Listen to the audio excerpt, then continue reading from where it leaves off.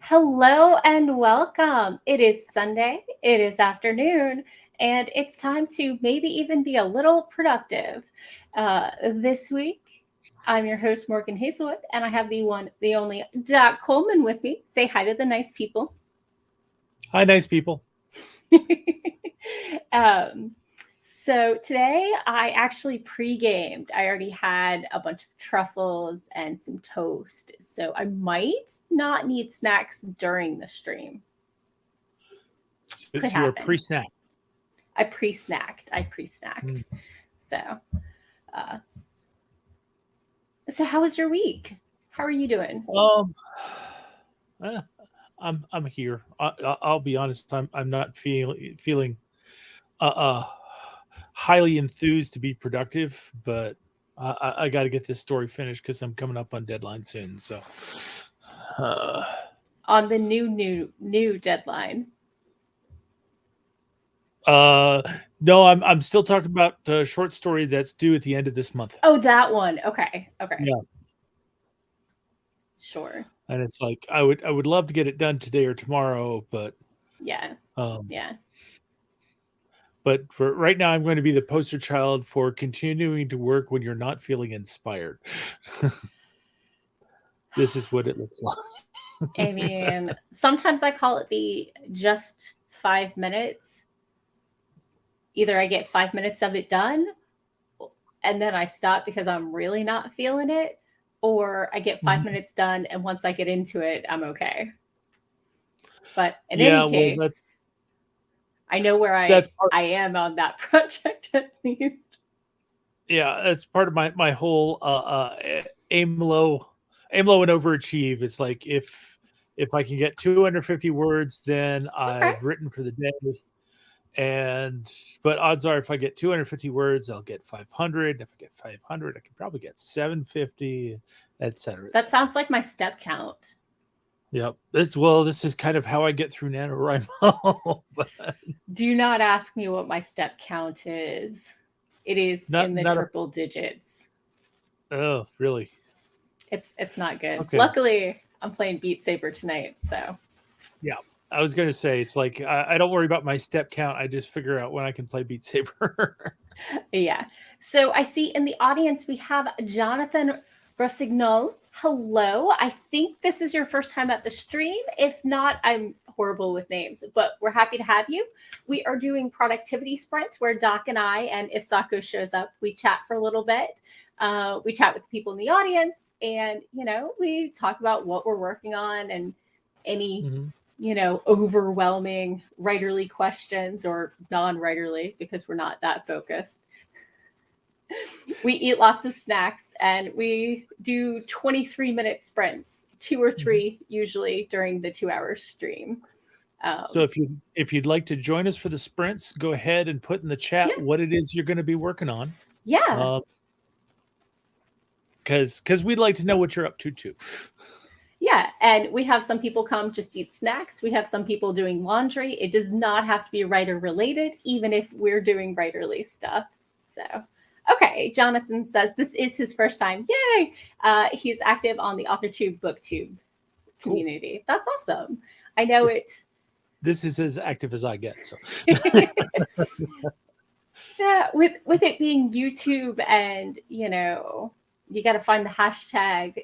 The community can get really segmented and almost cliquish sometimes. But most of us, I don't think, mean to be cliquish.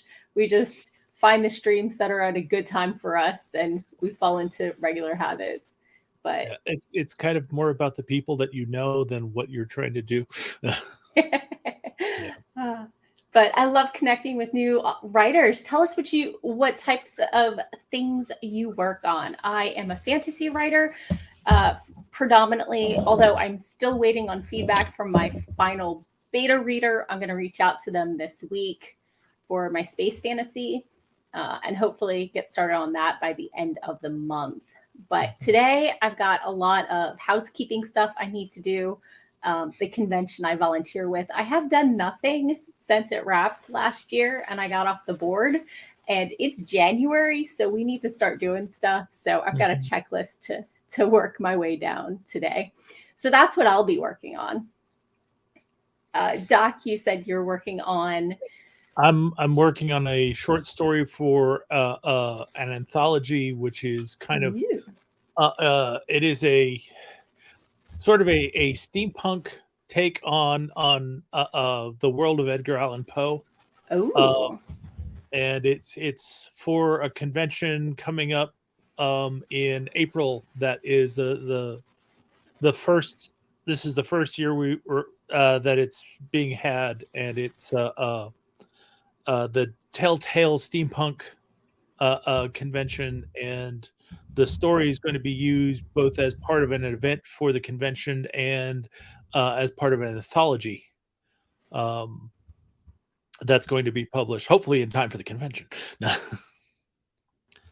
So, yeah, a lot of pressure, fingers crossed. a lot of stuff to get done by April. So, Sure. So Jonathan says that Sunday is a chill day for them, so they'll probably be reading. That's what I've been doing most of today, which is why my step count is in the triple digits. So Jonathan's like, another short story writer, rock on.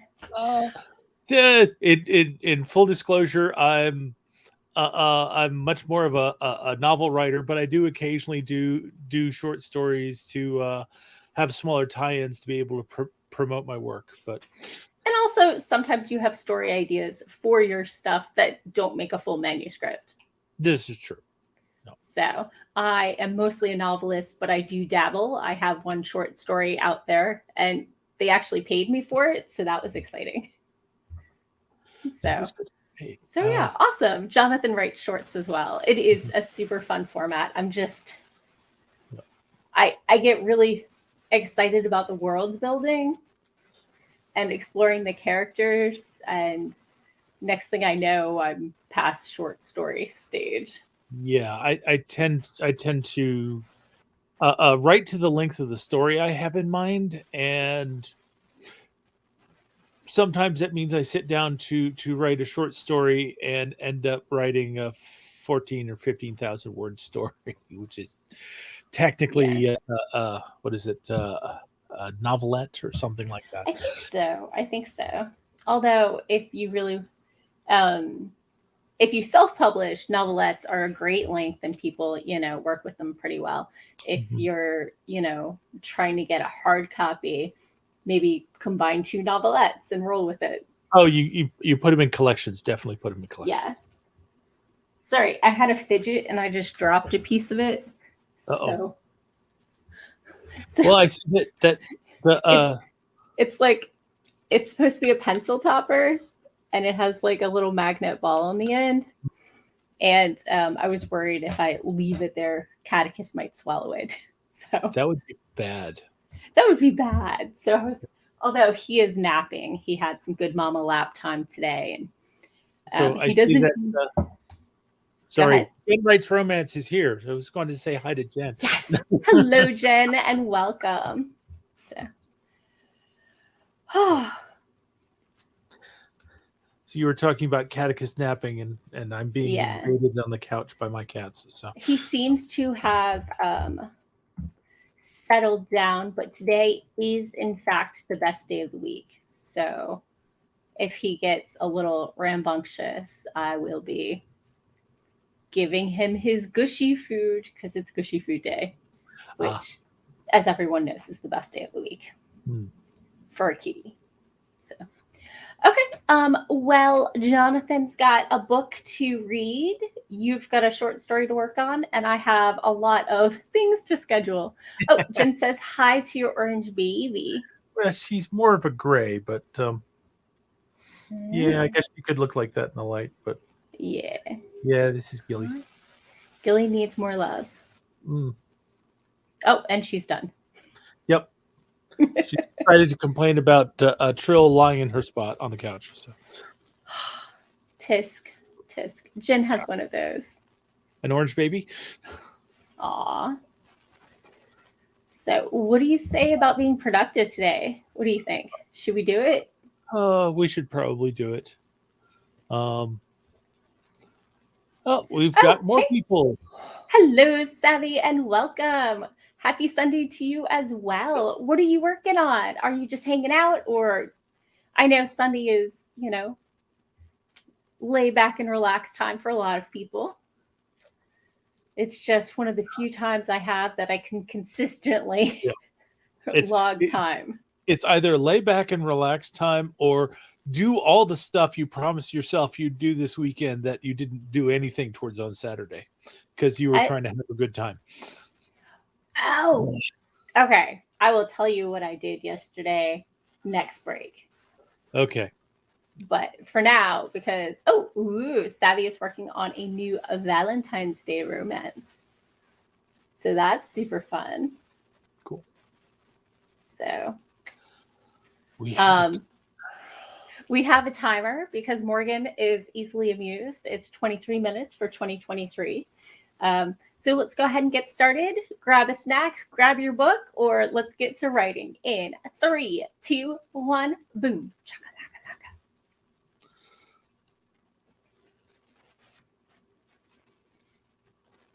Where was that spreadsheet?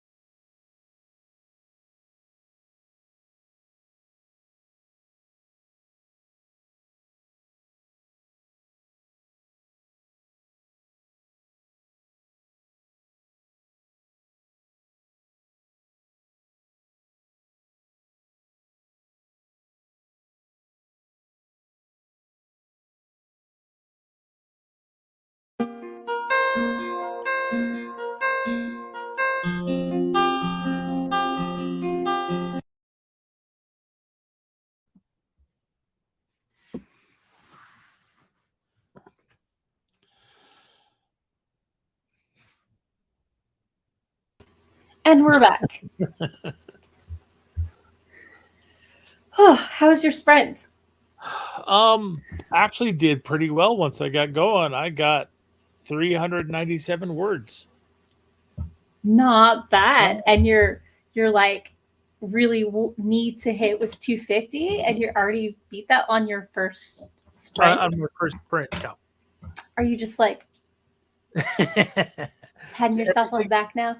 Everything is gravy from this point on, right? I mean, are you talking like Italian gravy or like Thanksgiving gravy? What are we talking? I'm thinking like gravy over poutine.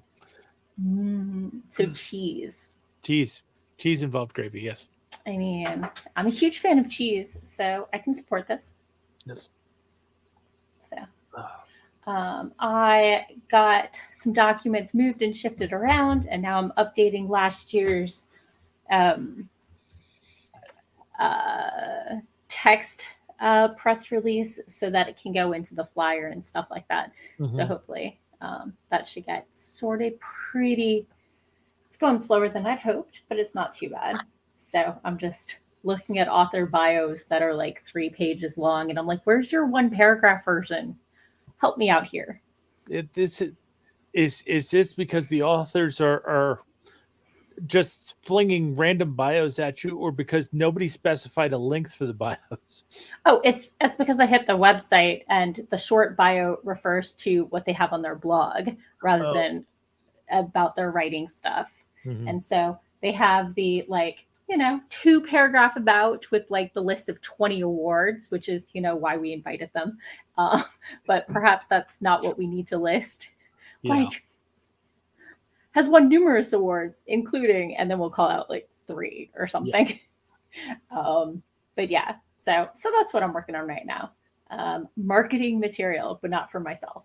So Savvy got 2 chapters into the new Valentine's romance. Savvy got the first chapter done during an earlier sprint. Nice. Super productive day. 1,005 words between the 2 sprints. Nice. Oh, Savvy wants to see how much of the story they can get done during sprints today. It's going to be somewhere between a short story and a novella, between 10 and 15K total. Nice. Novelette. So, Savvy would like to make a big progress on this draft. Maybe it'll get close to done if possible. Yeah, fingers crossed. Jen said they packed a lot into the last few days between work and school. So Jen is taking a break right now. Mm-hmm. Totally supportive.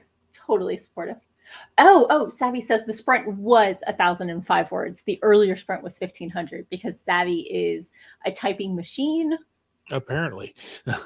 And I wish my writing worked like that, but we all work at different paces and we all got to deal with what we got.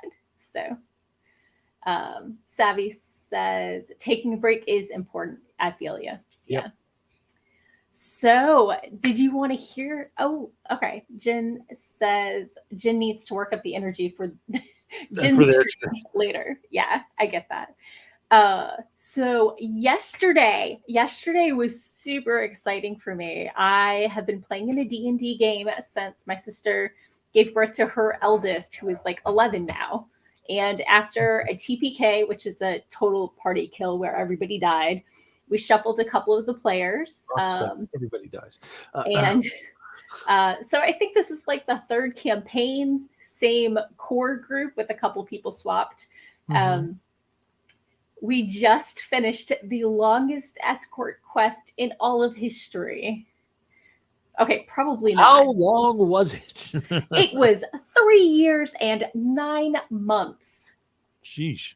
We had fled the Temple of Elemental Evil before we had another TPK. And in this bar, we ran into a dryad who used to be an adventurer and had died. And her group had managed to get her reincarnated, but they couldn't revive her. Or raise her from resurrect her, that one. Right. They couldn't resurrect her, so they reincarnated her. Right. But she came back as a dryad. So she's got this big tree, and once it gets planted, she can never go anywhere else ever again. So she asked us to help her find the right place to plant her tree. And So she it's followed her heart, and a her heart led us to the caldera in the middle of a dungeon. okay, And by because dungeon, I mean multiple biomes. Like here's the marshland where the gnolls live. Here, oh, sorry, where the lizard folk live, and the right. forest where the gnolls live, and the desert where the sandworms live. And like we went through all these biomes. We may have set one on fire. We made allies with one group. We did a competition of champions to see who, if we could earn the right to for passage across another. So we negotiated our way for many of these. We didn't just go around murder hoboing. We crossed the internal to the dungeon ocean. Okay, I think it was a sea with pirates and giant turtles, and it took like a week to cross. An underground ocean, an underground sea with its own pirates and civilization. And a couple times we saw sections that were under construction with construction tape and the sounds of like hammering and nails and stuff, but nobody ever went back behind the scenes. Okay.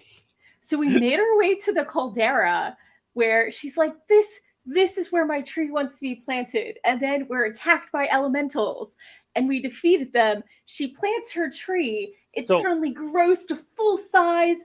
And she's now officially the final boss of the dungeon. So this is a caldera.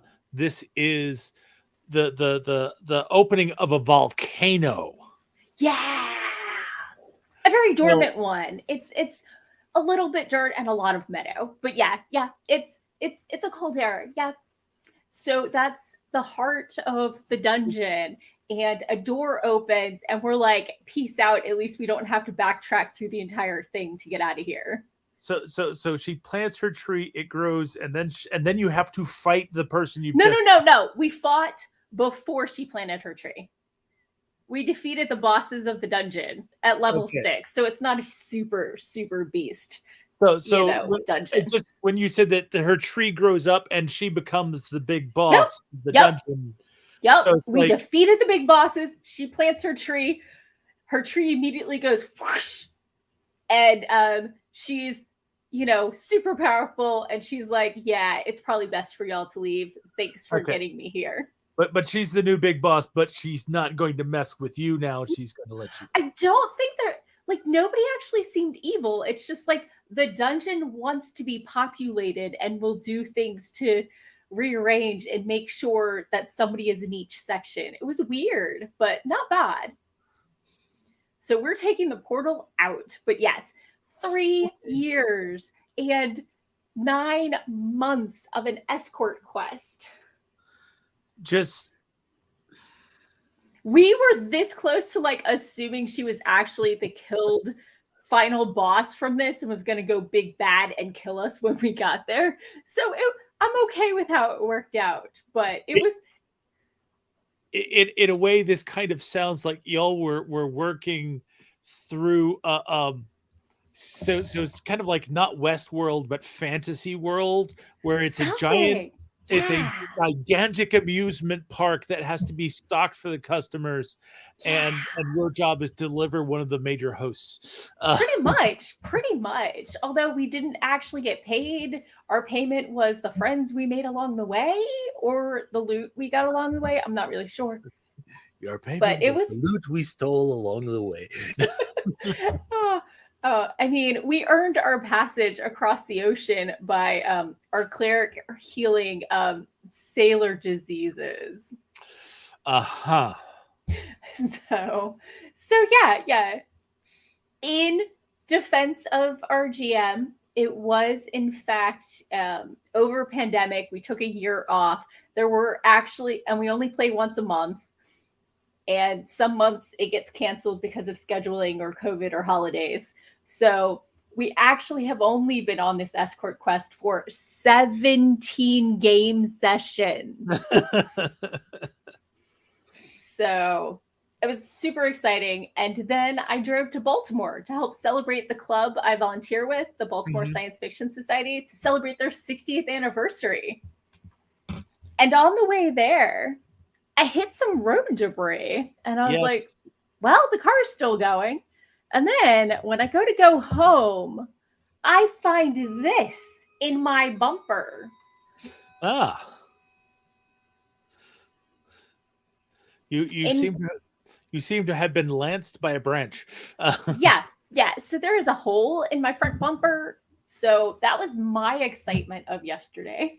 Yeah. So that's kind of what bumpers are for, is to take the damage so the rest of the car gets along fine. But. Yeah. So let me pop into the comments real quick. Jen's stream is going to be at 7 to 9 Pacific time. And Savvy is hoping to make it unless Savvy's too drunk at mac and cheese night. Savvy said that my game sounded fun. But Savvy thinks they suck at RPGs. You just have a bad group if they make you feel like you suck. They should be supportive and helpful. Yeah, I have not played with a group in a while. I ended up leaving my regular group because I needed the time to work on my novel, and the GM was a person who was very demanding. It was like, you join the group, that means you made a commitment that I own your time every Friday. Yeah, no. I haven't done more than bi-weekly games in over a decade. Yeah. And actually, I think this once a month is the only thing I've done regularly in a decade. And it's more of a dungeon crawl than a role-playing game. I think there's more dice rolling than character playing, but we might explore something else new in a while. Oh, okay, good. Savvy said nobody made Savvy feel like they suck. Everyone has always been nice. It's just struggling to remember the rules or the setting. It takes a while to figure out a setting and stuff, so I can get that. Ooh. Savvy says mac and cheese night is the local pub with a great beer selection. That's pretty cool. That's why you get drunk at mac and cheese night. Okay. Yeah. Kelly says it looks like I have new material for a wood carving project. I might, but it's a very sappy pine branch, and pine is maybe not the best, and it needs to dry out for quite a while before I'm going to do anything with it. My hand got sappy yanking it out of the hole it made in my front fender. Actually, I do not mean to malign Baltimore, but I am unfamiliar with what parts of Baltimore are nicer than others, other than the one block around the Inner Harbor. And at first, I thought someone had jammed it in my wheel well. And I was like, looking around at night, it's 11 o'clock. I'm in a strange part of a strange city. Who the heck would do this? Yeah. Right? And I go to yank it out and get in the car and lock the door as fast as possible. But when I'm yanking it out is when I realize, oh, hey, that debris from earlier actually did hit my car. Yeah. So I knew what it was as soon as I pulled it out from seeing where it was. But yeah. So, Savvy tried to play Thirsty Sword Lesbians, but the game wasn't as much fun despite the promise of the title. Sorry. So Savvy likes my decorations and says my room is so cozy looking. There's a tree behind me. I keep up my decorations until Puppy Bowl because it's fake and it's not drying out, and it makes me happy. And if it makes you happy, it can't be that bad. Right? I don't know if you can see it, but waist high is a brass fence around it to keep my cat from chewing on the wires and the lights, because nobody wants an electrocuted cat swallowing glass. So, yay! Savvy also likes to keep theirs up until February. Yeah, for those who don't know, the Puppy Bowl is adoptable puppies and sometimes kitties showcased playing in a faux Super Bowl event on the Animal Channel on the day of Super Bowl. Yep. And I don't care about Super Bowl, but I do care about looking at cute, adorable puppies. So I figure if I have to take down my tree, at least I can do it while watching really cute animals and knowing that pretty much all of them have found homes by the time it airs. But it does showcase the rescue organizations if you're still looking for pets. So, like the crew and the cast and everybody working with the puppies, they usually all end up adopted before it actually airs, which is great. And definitely a cause I support, puppies and kitties getting homes. So, yeah. Anyway, how was your yesterday? Was it less exciting? More exciting? My yesterday was definitely less exciting. Did it have cookies? It did have cookies. Okay. It had sugar cookies. In fact, it had sugar cookies like this one. Sugar cookie. I'm down to my last 2 sugar cookies that I got around Christmas. So it's like I've preserved them well. I need to finish eating them before they get completely dry. We may have reached the part of the stream where we talk about what our snack of the day is. I pre-gamed with some Lent truffles of dark, medium dark, and milk chocolate, as well as toast like bread with butter on it. Okay. So those were my earlier snacks. So yeah, I kind of I had a late lunch that was pretty much a charcuterie that I had cheese and sliced turkey and some summer sausage on Carr's pepper crackers. And nice. Have you heard what they've said about our generation-ish obsession with charcuterie boards? Seeing as we're 2 different generations, I'm not sure, but I'm a transitional generation. I'm in the transitional generation. I'm really Oregon Trail. But basically it was a childhood raised with Lunchables. See, I'm of a pre-Lunchables generation. Like as a kid, my mom never got it for me, but it was available. But as an adult, I have definitely used it as a go-to snack when car tripping. When I'm not driving, obviously. See, Savvy gets it. Savvy got Tyler a wooden sign for Christmas that says charcuterie because a generation race on Lunchables is trying to be cool. See, I'm nice. Yeah, I'm of the generation before, so for me, you're trying to be young and hip. Well, I'm trying to be young. I'm not necessarily succeeding. I'm always hip. Hey. But wait. Is hip something the current generation even says? I don't think so. No, I don't think so at all. But my generation, Hickory Farms was not a pop-up store that appeared only at Christmas. It was there all year round. So we were always buying different kinds of cheeses, and beef stick, and we'd just lay out a spread and cut them up and eat them with crackers. And that's charcuterie. The only difference is you're giving it a fancy word. Yeah. Hey, I mean, I made a fancy charcuterie cheese board thing. I went to a woodcraft class and made an epoxy pour. I don't know where to put it. It's around here somewhere, but it's got handles on it and it's got like the epoxy stream down the middle.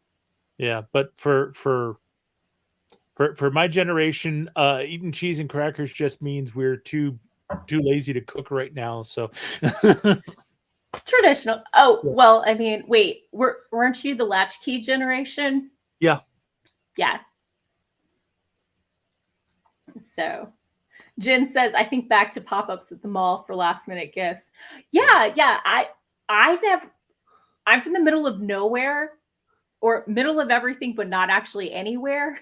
In which case you had to drive 40 minutes to get to the nearest anything. So Yeah, usually when I saw those, like I remember them being gift items you could get like in the Borders or in the other store, but not like as a store itself, if that makes sense. Mm. So, but Yeah. maybe it's just, didn't have a big enough allowance to even look at it. Yeah, well, when I was growing up, Hickory Farms was always this store you went to in the mall when you wanted to try new types of cheese. Um, and back then you couldn't get the small beef sticks. Buying a beef stick was a commitment because it was 3 feet long. I have gotten the meter long pixie stick. Meter long pixie stick. Purple flavor. Okay. I mean, who doesn't want like tween Morgan hyped up on sugar? The first Worldcon I ever went to was the Millennium PhilCon in 2001 in Philadelphia. And they didn't have any Mountain Dew, which was basically the only caffeinated beverage I drank at that age. So all the teenagers, we decided to get Sprite and pour pixie sticks in it and take shots and pass it around. So when you put the pixie stick into the Sprite, did it tend to foam up over the bottle? No, it just added a little more sweet and maybe a little bit of that like purple flavor or whatever color you added to it. Okay. Because one of the room parties at certain types of science fiction and fantasy conventions, a room party is just an open party for anybody who wanders in with snacks and whatever. But there was one party which was really just a round table piled this high with pixie sticks. So you just go in, grab a couple and roll. It's the punch and roll pixie stick party. It's the pixie stick party. I don't even know if it was monitored. I just know we went and grabbed some and rolled out. Talking about my misspent youth. Yes. Clearly, I needed to try a little harder. I've made up for it since. So anyway, I hope everybody's having a good snack, and maybe we should do another sprint. Yeah, either that or we need to commit to talking for another hour on this subject. My misspent youth taking hits of Sprite doctored with pixie sticks. At least you weren't snorting the pixie sticks and chasing them down with Sprite. Sugar up your nose is not actually a pleasant sensation. Yeah, I wouldn't think it would. I wouldn't think anything up your nose would be a pleasant sensation. I don't know about substances that are intended to be snorted. If it burns on the way up and it's just the after effect, that's fine. Is it like the nose version of a suppository? Nobody actually enjoys it. The action, but you might enjoy the after effect. I don't know. I suspect you're probably righter than either of us really want to find out. Although no kink shaming, I know there's somebody who likes everything. As long as they don't make me do it, we're okay. Yep. So anyway, more spreads. Anyway. Oh, you never know what you're going to get when Morgan starts talking on sugar. So anyway, let's get started in 3, 2, 1, boom.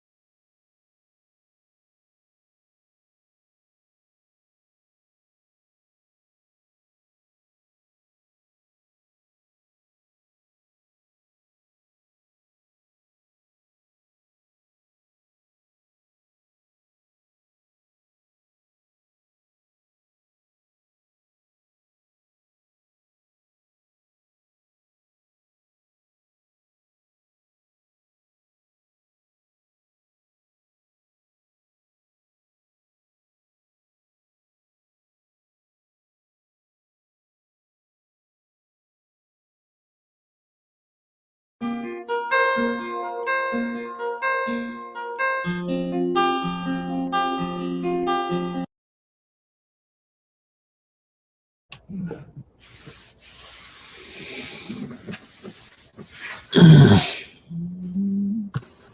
and we're back. Oh, I see Sako just woke up from a nap. Of course, she's welcome to join us, but I think she's consuming coffee. Yep. So, how was your sprint? What'd you get done? Let's see. My total is up to 708 words, but I have to count back from where I stopped last time. I'm not sure where that is. Let's see. So I found a much shorter bio for Jane Yolen on her Goodreads account, which was just what I was looking for.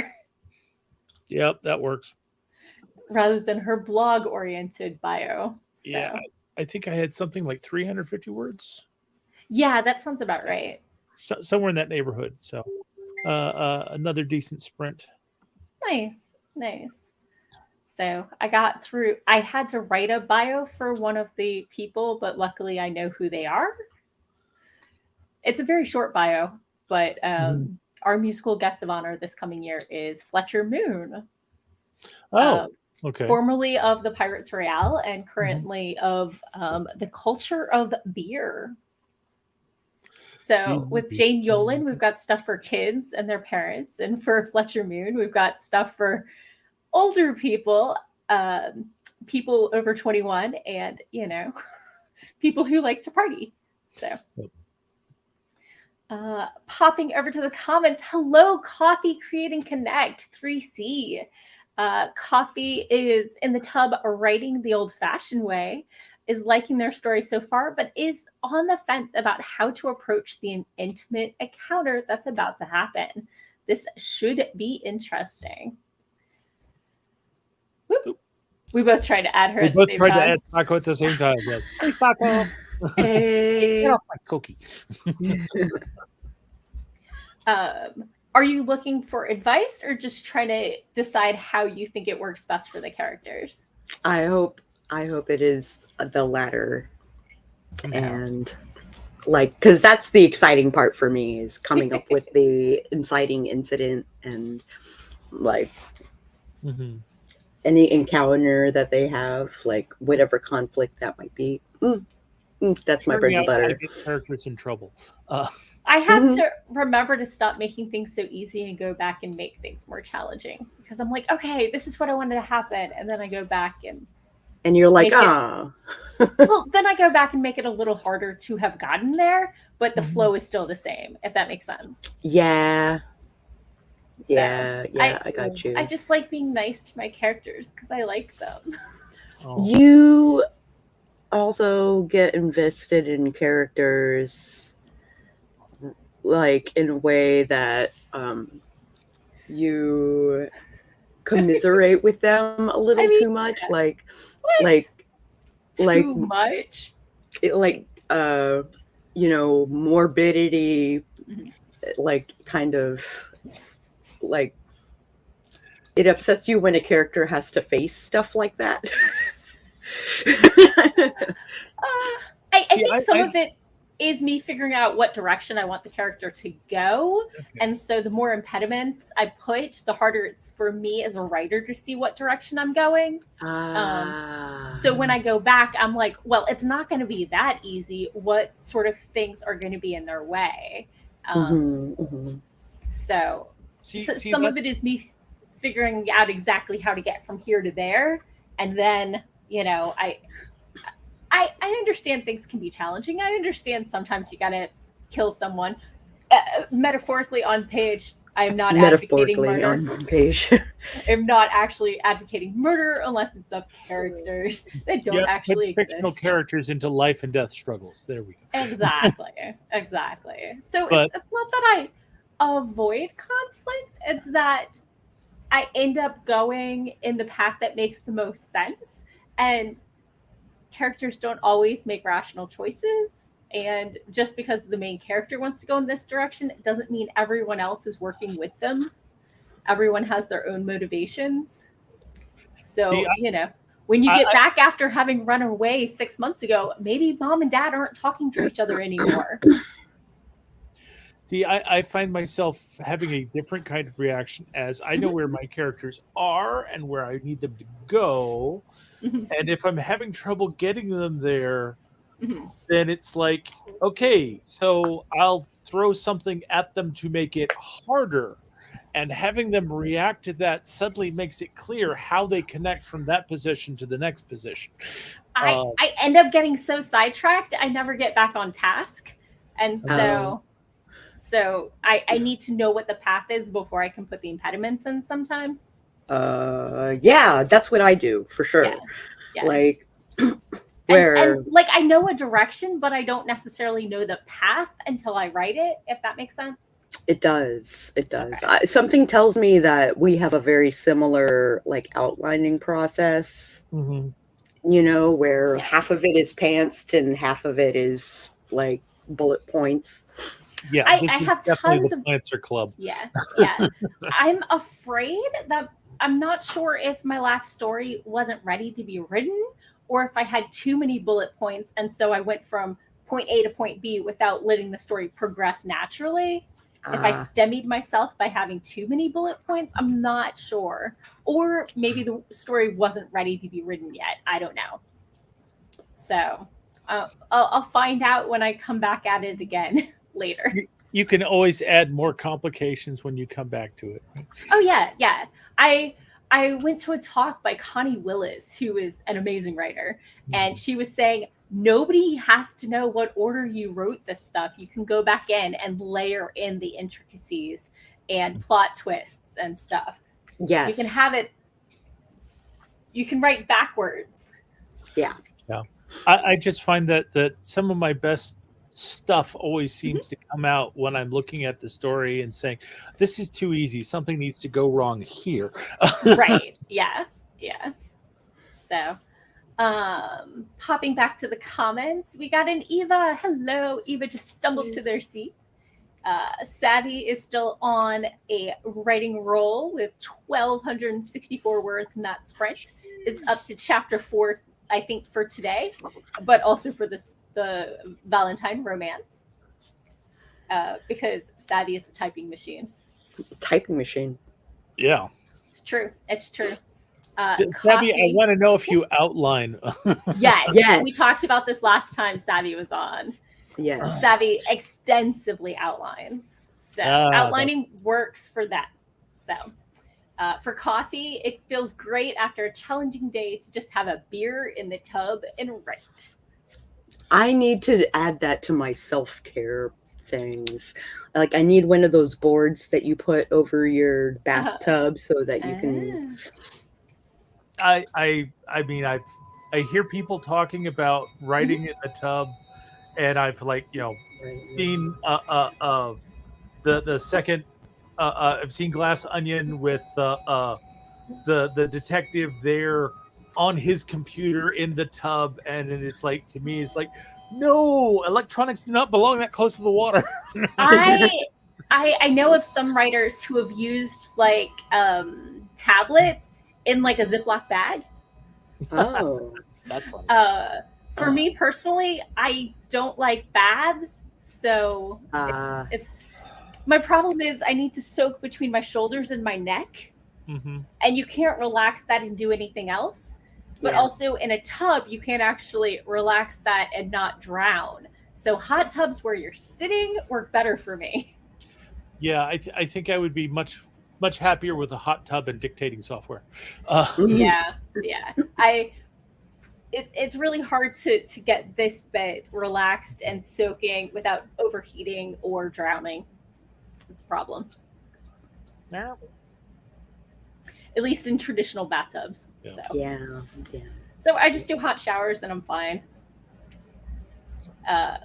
Dictation while you're in the shower? Yeah. I use showers and walks to think about what's going to happen in the next scene and to brainstorm. I definitely do that, but I don't usually start drafting. The most I'll draft is like the opening sentence of a chapter to get the mood and the like. Yeah. Yeah, I spot. got you. Yeah. Back when my knees were strong and healthy and I was walking just about every day. Moment of silence for Doc's knees. Moment of silence for my knees, yes. But when I was walking every day, I would usually walk and I'd listen to podcasts and I'd end up thinking about my story, and then I'd come back and sit down and write. Yeah. Yeah. So Savvy says they're in the same place trying to get lots of sex scenes in these next 2 romances they're writing. Number one thing they've learned from rapid release romance experiments is that stories with explicit sex sell way better than clean romances. Yeah, they do. I totally believe it, but I've been binging shifter romances and skipping the sex scenes because after the 4th one in the series, they're all the same. And they do no plot progression or like mental revelations during it. So it's like, okay, whatever. I want to get to the happy ever after. Right on. So I'm reading romances for the predictability of the plot and seeing characters that I've come to know and love be happy. But not has it occurred to you sex. that you are not the typical audience for these books? I mean, it might come from a teenhood in which I borrowed romances from the church library, so they were very clean. and I'm not saying I don't enjoy more explicit stuff. I'm just saying that's not what I've been reading lately. Yeah. So, I mean, I'm also eagerly awaiting the next Anita Blake book. So, I mean, yeah. She at least like has emotional revelations during intimacy.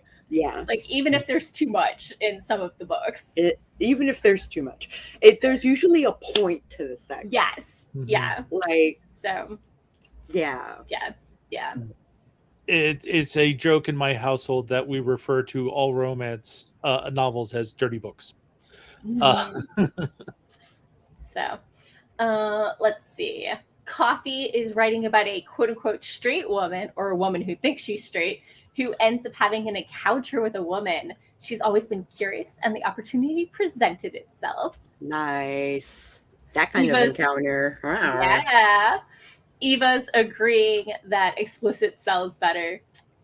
Coffee says she's never been with a woman, so I want it to be sexy, but done respectfully. I don't want to read this cheap porn, more like classy porn. If you need a beta, let me know, because I can do sensitivity reading for biness. Nice. Coffee says, no offense to anyone who wants to keep porn. Savvy's like, just letting it be what it is. Yeah. Erotica's only plot is the segs, where a romance focuses on emotion. It won't appear cheap as long as the characters are well developed, I think. I don't read it outside of editing, though. Nice. Oh, I got you. Yeah. Coffee says, let me know where I can find your stuff. You know what? Me too. Yeah. Like I know she has her own website, but I don't think they're Amazon stuff. Yeah. So Savvy totally agreed with Eva's definition about the focus of the 2 subgenres. Yeah. Genres? Yeah. So Savvy says, my romance pen name is new, and I'm just experimenting, so I don't know if anything is good, but I had fun with the Christmas ones. That's all that matters. Yeah, nice. You did. Eva says, it's sometimes nice to let that measure of good go when putting things out there. Congrats on the new name, Savvy. Yeah, seriously. Coffee says, I think sometimes it's nice just to write for the sake of pleasure and not really worry if other people will think it's good. Like that's how I write. Yeah.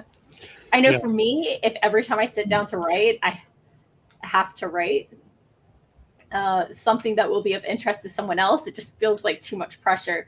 I need those sessions where I can just write and see what happens with no real expectations. Yeah. Nobody sees my 0 draft. The 0 draft is for me, and if it gets past 0 draft, then somebody's gonna see it. But no.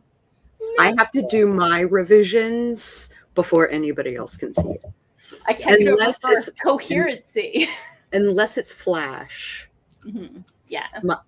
I zero draft my Flash and just throw it up. Yeah. Yeah, it's I write with the goal of trying to make sure that my reader has fun. And it's like if the reader has fun, then it's like the fact that the writing may not be the best that it could be doesn't matter. You had fun. It was worth the time. I love adventure books for that reason. Like that. Yeah, they're super fun. And it's like I may not ever produce the best adventure book ever, but as long as it's fun enough that people want to come back and read more, I feel like I've done my job. And it's also the fact that when I write at novel length, by the time I get to the end of the book, my writing skills are now better than they were when I started. So I can't like get locked into that eternal cycle of going through it and making it better. At some point, it's just got to be, this is good enough. Enjoy. So I don't know if I'm getting better, because when I go back to edit, I'm like, oh, let me add this new line. And then I find it a paragraph later, almost word for word.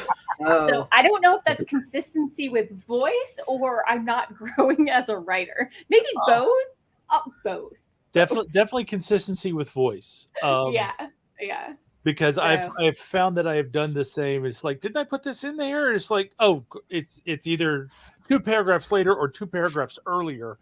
Right. And where it was originally is usually the better place because I wrote it in the flow. Yep. So, yeah. I'm super behind on comments. Let me try and race through them. Kelly said bullet points being key scenes. Yeah, that's how I outline. But sometimes it feels like I'm going straight from one to the next instead of letting the story flow organically. Eva says, I love when things feel too easy, Doc, because then you can go back and bite them in the... Jen would like to be Savvy writes books when Jen grows up. Savvy definitely outlines. Savvy outlined these over Christmas break, outlined a ton of them, and it's just speed writing through them. Coffee. That sounds fun. Yeah. That sounds really fun. Yeah. Coffee says, I actually realize what I need to do is slow the scene down a bit, to pull some information out of the characters to make them actually want each other in this way beyond physical gratification. Is this when I say, do you know the 12 stages of intimacy? I saw it written out for romance writers as like a chart. And you're like, oh, it feels so formulaic. But no, it's the natural progression of how relationships usually go forward. And if you skip more than like 2 stages or you jump around in the wrong order, then the scene and the intimacy is going to feel awkward and wrong. And that's how you can make a scene feel awkward and wrong, or vice versa. So I might link that if I can find it. Yeah, please do. Yeah, I love it. And I reference it anytime anybody's working on an intimate scene. So, secret story time. I'm working on a paranormal romance, and my paranormal romance is a female and female sort of story, and it's mostly clean with like one or two sexy scenes. Yeah. But the sexy scenes should matter to their growth of their relationship, not just like gratification. Yeah. So okay, let me speed through again. Okay, let's see. Eva says, are you going to do a video about the experiment with rapid release? Savvy says, I loved that scene in Glass Onion. I suck at playing Among Us. Savvy says, probably about a year from now, she'll do the video after I've had a full year to experiment with different story lengths, holiday seasons, promo ideas, etc. That's Eva, so cool. Yeah. That's such a cool way to spend a year. Holy crap. Yeah. Eva says, perfect. I love those year-long showcases. Squee. Coffee has the bath board and battery-operated candles and some bubbles. No electricity. Doing it by hand. Drink some water. Oh, My nice. water is far from me. I thought mine was very- empty, but instead I just dumped an inch of water on my lap. So A drinking problem. yeah. So I could comment on that, but this isn't the podcast for that. So, God damn it. right. So Savvy loves listening to audiobooks and the bathtub. Blinker Bell is Eva saying hi from Twitch. Hello. Coffee says in the bath is a great time to just maybe write out some bullet points. So when you sit down to your computer, you have more information to work with. But you also got. I guess it depends on what's happening with the bullet points. Yeah. Yeah. Like, is it like a sub bullet point, like under a key scene? Like, that's a little different than just like doing a bunch of.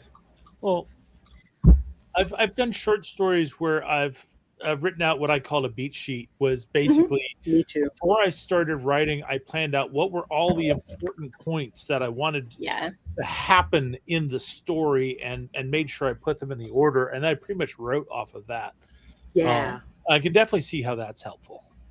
So I've been using Jamie Gold's beat sheets for years, and her links broke in October. Or October's when I noticed they were broken. So I might need to message her about that. Please do. So Because new like ways to come at a story, I am like super interested. Yeah. It's always Ways that I can adjust my process, Right. It's always good to have a lot of tools in your toolbox, even Mhm. if you Exactly. don't use them all, but Exactly. know how to use them. For sure. Yeah. Yeah. So Coffee says, good to know about the explicit scenes, that people like them. I can definitely do that. I just wasn't sure how it would be received. And with explicit scenes, you can be explicit up to a point and then fade to black. You can have that fade to black anywhere from post-climax to as soon as, they go below the belt, whatever makes sense to you and your comfort level as a writer. That's a good point. There's always fade to black. Mm-hmm. Or you focus on the emotions and the sensations rather than the physicality of the event. Mm-hmm. Mm-hmm. So Eva says, Eva also doesn't enjoy reading the erotic scenes. It sometimes feels like an info dump. Okay, they got together. Got it. Like, I don't always skim past that. It's just, especially with certain romance series, after the third one, they're all pretty repetitive because some people, this is the order of operations. They have intimate encounters in all their books. Mm-hmm. Yeah. So there's not much variation between the different books. Right, but you kind of count on that, right? Yeah. Oh yeah. I'm just like, oh good. They're getting together. Okay. Flip. Yep. And now they're back. Checking off boxes for you. I am laughing here because I've heard people make the same comments about combat. It's like, I don't need to know every last hand movement. And it's like, I love that shit. So many people, you read their combat scene and you're like, wow, they definitely wrote down every beat tick in that round of D&D roll of combat. That's clearly literary RPG right there. But also, a lot of people get stuck in the stage directions, but you don't need that in your combat scene. You can if you want, but you want to have... You want to frame it from a character's point of view, typically, and, be evaluating what they're doing or fumbling because they don't know what they're doing, that kind of thing. You need the emotional side, not just I raised my arm and he hit it with his shield and then I pushed forward, The stage directions are for screenplays, not for novels. Yeah, and yet I've seen sex scenes done the same way. Yeah. Well, sex and combat. Yeah, they're both action scenes. They're both action scenes. See what I did there? Action. You say but like no, they are. It's true. You're not wrong. No. It's both about physicality with another person, and you're working together to either kill each other or find that little death. It's a big death or a little death. So, Coffee says, there is a storyline leading up to the intimate encounter. Kelly says, I would only go explicit if it's relevant to the story. Exactly. Yeah. If you shoehorn sex in there just to get the clicks, basically, then it's gonna feel shoehorned in. If you've got the emotional context, then it flows naturally. So for the average romance reader who's like used to slushing through entire series and kind of expecting the formula, like on book 23 since last Friday. Right, exactly. That's a Although big I audience. I skimmed the sex scenes to read so much faster. Yeah.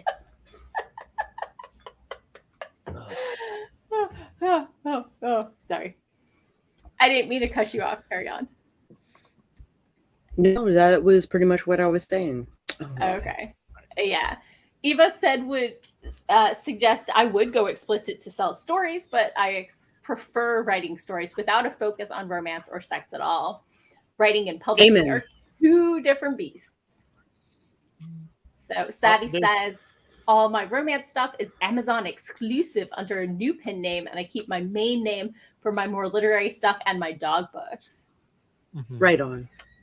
So for coffee in the DM me that name.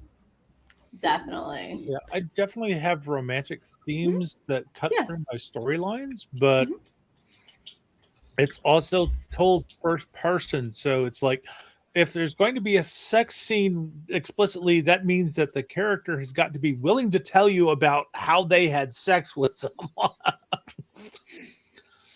And it's like, so far, it hasn't really come up. That's because they're the sidekick and not the main character. Not the main character? Even though they're the point of view character. Yeah, well, sometimes Dr. Watson has a better time than Sherlock Holmes. So. I think Dr. Watson probably has a more fulfilling life. So let's see. I'm still 10 minutes behind in the comments.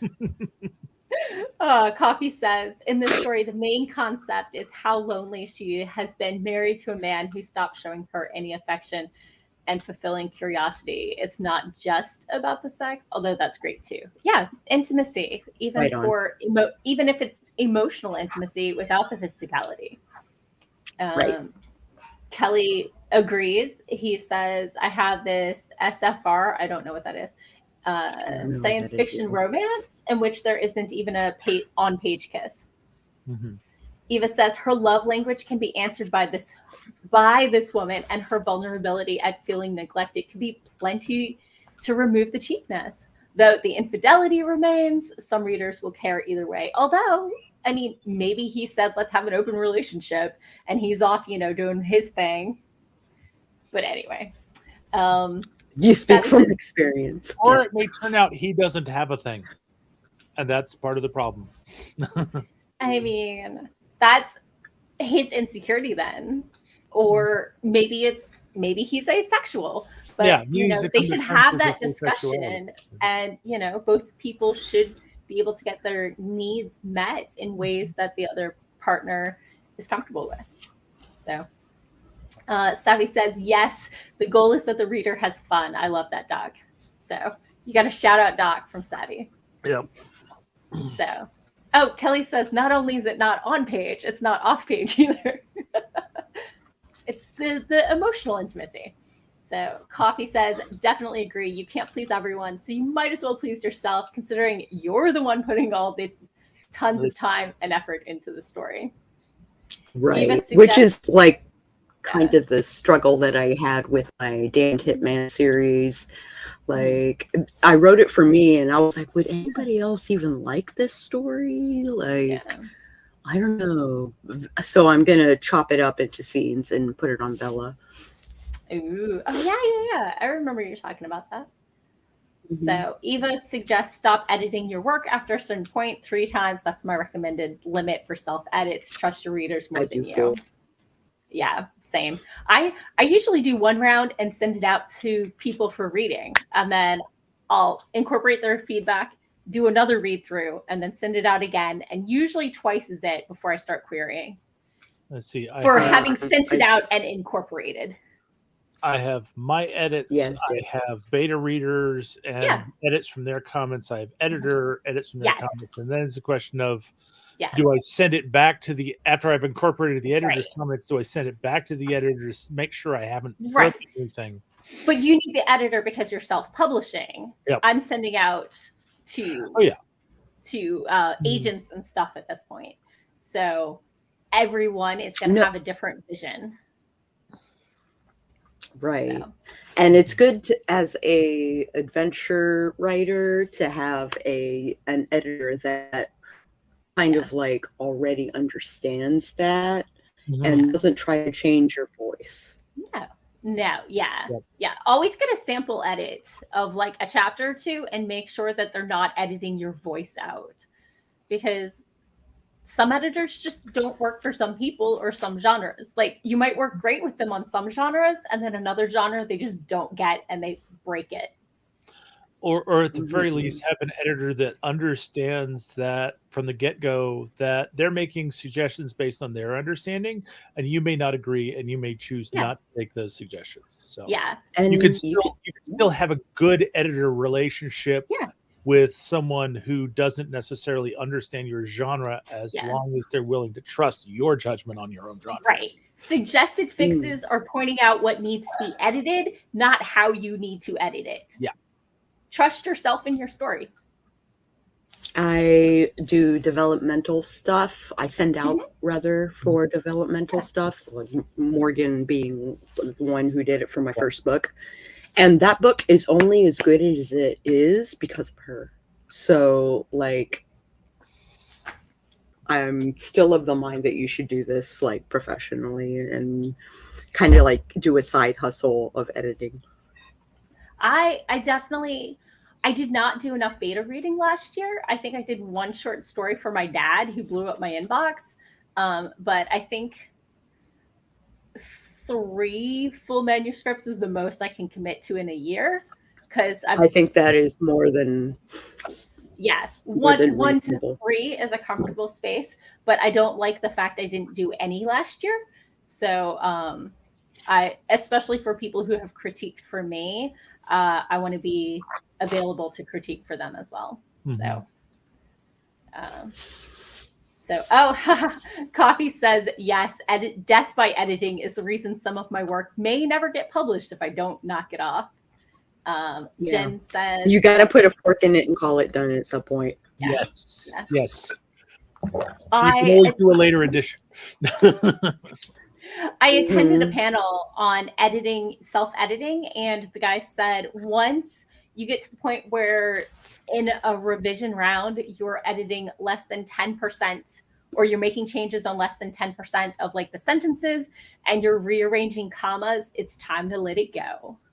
Let it go. Let it go. Anyway. Jen says, I think I'm going to go with bullet points when I outline. Sometimes I feel like I'm writing a book. Yep. Everyone outlines at different levels. Some people do high levels, some people do no level, and some people do, 30,000 words in an outline. Yep. So you just have to find what you are comfortable with and what works for your writing and what works for this story, because just because it worked for the last story doesn't mean this story is going to work like that one. Yep. And when a plotter has finished outlining their story, they've got an outline, and when a pantser does it, they have a first draft. A zero draft. Yeah. Even if they don't number like me, I'm calling it a zero draft. Because that's your computer geek. well, yes. As a computer geek, we start counting at 0, but also I would expect they wouldn't want anyone else to see it at that stage unless they're the type of people who like to share the first draft before they've read first chapter before they've written anything else to see if other people think they're going in a good direction. And I've got more ego than that. I'm like, no, I write the thing and then you tell me if it works, but you don't tell me what direction to go. No. Yeah. That's one of the reasons why I went to go to Vela is so that I can get feedback as I'm writing the story. I mean, I still have it outlined, right? Sure. But if the audience wants it to go a specific direction, Yeah. then we'll take it in that specific direction. I mean, I have had like alpha readers, beta readers be like, ooh, do these two get together? And like a comment and being like, oh yeah, I think my character's not asexual. Maybe I should start thinking about like romance side plots in here. So just because they're asexual doesn't mean they can't have sex. It just means it's not a major driver. Right. Sorry. They're not sex repulsed. Yep. But yeah, it's like, yeah, I know some people who definitely have a strong alpha reader that works with stories with them. So it's like, it's my writing for the day. It goes off to the alpha reader. I'll get comments back tomorrow and then work on the next step. But, yeah. Co-writing can kind of work for people. Yeah. That the part about having a co-writer was being able to bounce ideas and stuff off of them regarding the story, because they're just as invested in the story as I am. And it's the best. It's the absolute best. Yeah. I haven't really done that, but I've definitely used my wife as a sounding board when I've gotten stuck with things, and she made a lot of good suggestions that I've gone and rewritten major sections based on her suggestions, and I think they definitely work better afterwards. Nice. I call that pulling a George Lucas episodes 4 through 6. I hear her editing is what made it the masterpiece it is today, and perhaps we would have all benefited had she been working on other projects with him. Yep. So let's see. But Doc, if you need an alpha, if you need an alpha, like I would be happy to alpha for you. Okay, I will remember that. Yay. We'll talk about this offline.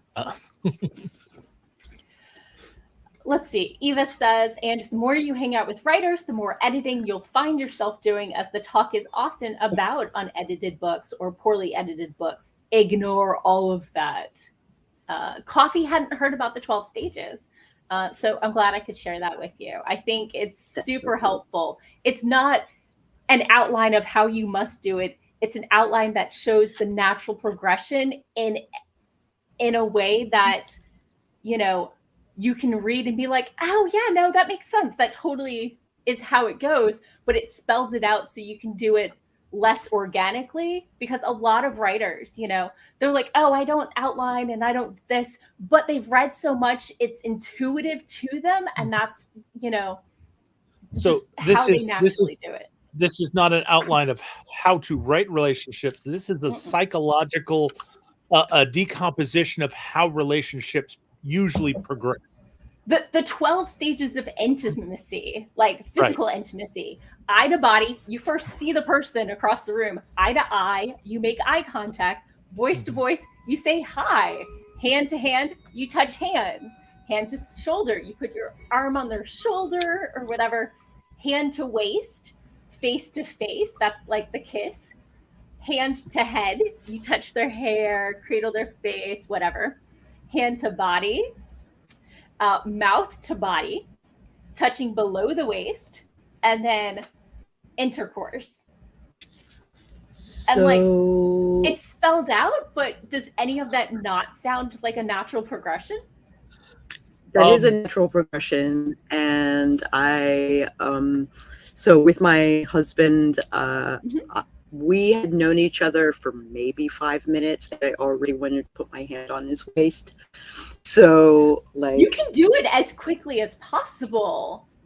Like, I skipped. I wanted to skip steps. Like, whoa! And had you looked at him in person? Had you made eye contact? Did you say hi? Yes.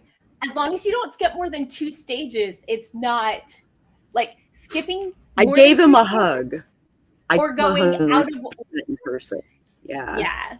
Is you know, if you want to write a molester or someone of that nature, jump around, go in the wrong order. If you want to make somebody feel creepy, they skip steps, they do it in the wrong order, kind of thing. I'm looking at this and I'm thinking, it's like, okay, this is the outline of his lordship and Tinka's relationship, and it's like, lordship's gonna hook up with Tinka. Spoiler. There is a certain relationship there. You'll see how it develops, but part of it you've already seen is like we get hand to shoulder. Oh, that's when she grabs him by the collar and sticks a knife up under his neck in the first book. Which shoulder? She's got 4, right? Yeah, she's got 4, but he's only got 2. But she grabs him by the collar and sticks a knife under his neck. Yeah. So Eva says, if you are worried about putting out a poorly edited book, you're already leagues beyond those stigma books people are referencing. This is true. Agreed. Yes, Eva, I did totally dump water in my lap. Mm-hmm. So yeah, that was the thing. Oh, great. Thanks, Eva. Eva has now pulled out the clip of me dumping water in my lap. Wait, you had time to watch that clip while you were doing this thing? No, but I was told that's what it is. But there's the link. Oh, okay. So yeah, Coffee said this is a short story, so there will probably be some level of fade to black. Eva, who skips romance scenes, also skips combat scenes. Yeah, action is action. Let's get back to the plot. Oh, Savvy's like hand movements. That's the hardest part of writing sex scenes. I have to remember where everyone's hands are, what position they're in relation to each other. And your characters only have 2 hands each. Would dolls help, or like a paint program where you could like drag where the limbs are so you can track as you go? I don't know. I think there are. I imagine writing sex scenes is similar to like writing facial expressions, in which I have to make the expression and then I try to describe it, and I look very silly. I'm like, Yeah, I do that with drawing too. This paints an interesting mental picture for you writing sex scenes. Then I'm like, okay, if his arm is here, how? Okay, his other arm's that. Okay. Do you use stunt doubles or not? I mean, I am divorced, but when I was picking out my wedding dress, I knew which dress it was when I was down to 2, and I had my twin there, and I was like, you try on one and I'll try on the other. That way I can see how they both look at the same time. But I really wanted to try one of them on and have her try the other. And that's how I knew which one. That's a strong indicator. Yeah. Because like, this is more your taste and less mine. Well, one was more formal with a train, and one was a shorter one, so more of a daytime vibe. So, Jen writes romance, says when I write them, I guess intimate encounters for clients, the first one will be the main scene with the details, and I don't always write the following scenes in that much detail. There's always emotion as the main thing. Eva treats those scenes as old-fashioned commercial breaks in film and TV too. So Jen says, at least in contemporary romance, that the emotions, the main thing. Jen also prefers a storyline. Writing erotica for clients isn't my favorite. Coffee says, oh no, I don't really enjoy sex scenes that happen for no apparent reason, unless it's erotica. For Coffee's writing, this is more about her character's loneliness and her curiosity and her fear that she's wasting away the last of her good years. There is literally one sex scene in the entire story. Savvy's like, yeah, DM her. Kelly says, the number of sex scenes or the level of heat doesn't make the story erotic. Totally agree. Coffee says, this is definitely not erotica. It's about a woman who feels lonely and feels time is running out and wants to explore. I did guess SFR for science fiction romance. I'm still 10 minutes behind. Oh my God, to people in the chat. Well, I love it. We're having fun when in the chat this conversation. Lively. Yeah. So I'm going to point out that it is 6:37. We're past time. So you have to bug out trying to catch time. up on the chat. I don't. Okay, I then don't. I'm going to but catch up on the chat and see continue if they stay chatting. ahead Okay. of us. Coffee says, in the story, she's tried everything to get her husband's attention, but her naked body and advances do nothing for him, or at least that's how he makes her feel. Eva says, I've not sent anything to betas or editors. I'm not that far into things. I want to query and indie publish, but I'm not sure which route will come first. There's no reason not to query stuff, and if it doesn't go anywhere, then indie publish. But, while you're getting stuff together, you might as well send it out there while you're waiting on an editor or whatever. Yeah, I would strongly suggest doing some beta reading, because that's your test audience. Yeah. If you can go for an editor before querying or not, that's really up to you and how much disposable income you have. Yeah, but if you're going to indie publish, you'll need an editor. If you're going to indie publish, you'll need an editor. If you query and somebody picks it up, they should provide an editor for you. But that doesn't necessarily mean that their editor is that great. So Eva says 0 draft equals rough draft. I was raised with them too. Yes, let's hear it for 0 draft / rough draft before we start numbering. Jen just started really outlining, so she's trying different things out. Eva's husband. You know what? I've been outlining for a hot minute, and I still experiment with different outlining methods. Like, I've been at it since 2005. So, like, and my process is evolving every time I find another outlining method. Yep. Yeah. And sometimes what worked for the last story is not working. Yeah. And sometimes it's because of the outline, and sometimes it's because what's in the outline isn't working for the story. Yeah. And it goes even when you're working on the series. Because I'm sorry, Sako broke up. What was that? Unless your characters like take a hard left from the outline, like, and head to Albuquerque. And I was just saying that goes even more for a series, because a series you have to have the same kind of energy you had last book, but they have to do different things. Yeah, everybody's interests. So especially if it's serialized rather than a trilogy or like an overarching plot. Kelly says that. Sorry, go ahead. Savvy is looking for another sprint. Okay. Do we want to do another sprint, or do we like pass her off to other tubes? Yeah, Excel sheet. I think we should. Where's the author tube? It's like here. I got a link. Isn't it tinyurl / author tube? Yeah. Yeah. Boop boop boop boop boop boop boop boop boop boop boop boop. So Savvy can hunt that down. Happy to have you here, Savvy. But if you got a sprint and you got to roll, go roll. We totally get that. Yep. We totally get that. So, okay. Kelly was saying skipping stages 2 through 5 and 7 through 11 is called Insta Love. And Kelly has acted out, sometimes gets on the floor for position plausibility.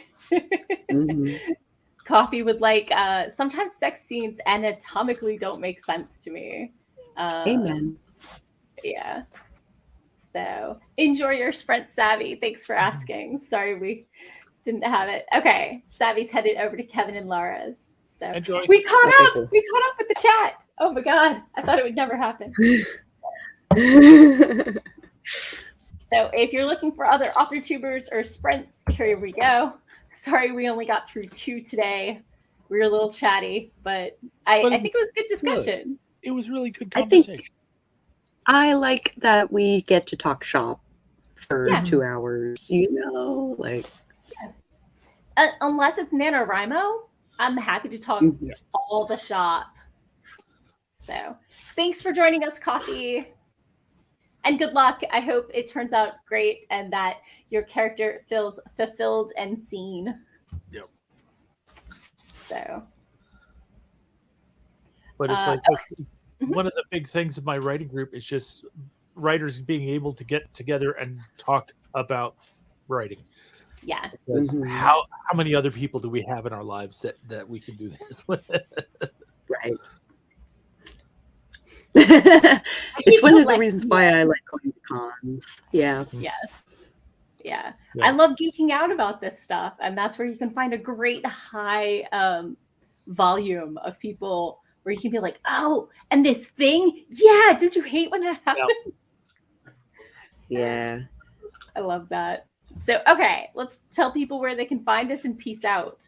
Because I think my roommate's tired of hiding in the sunroom. Howdy, neighbors.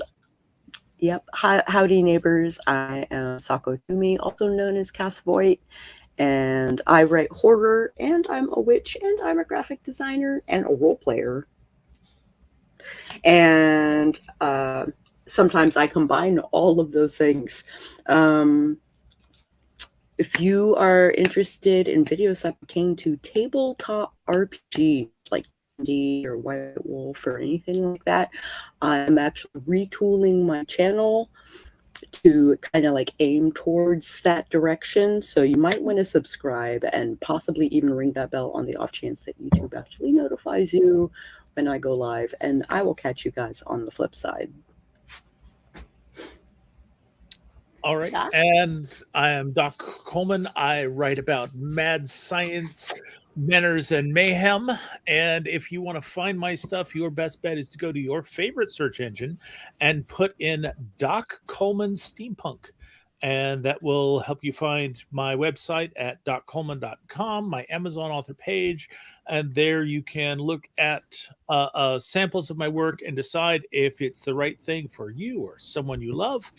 And probably next week, I will also have a link about the Kickstarter campaign for the anthology that I'm going to be in, which is coming up soon, which is why I have to get this story finished. Yeah. So, yeah. And thanks for joining. I'm your host, Morgan Hazelwood. This week, I blog, vlog, and podcast writing tips from the pros, and of course, my own writerly musings. This week, my YouTube and my blog, we're talking about my 2023 resolutions. My blog also had an author spotlight on Juliette Godot. And over on the podcast, also named Writing Tips and Writerly Musings, I was talking about the grind versus the hustle, comparing 9-to-5s, pros and cons, versus the creative life, pros and cons.